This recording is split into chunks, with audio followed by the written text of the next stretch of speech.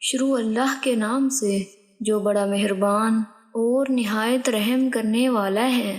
السلام علیکم ورحمۃ اللہ وبرکاتہ۔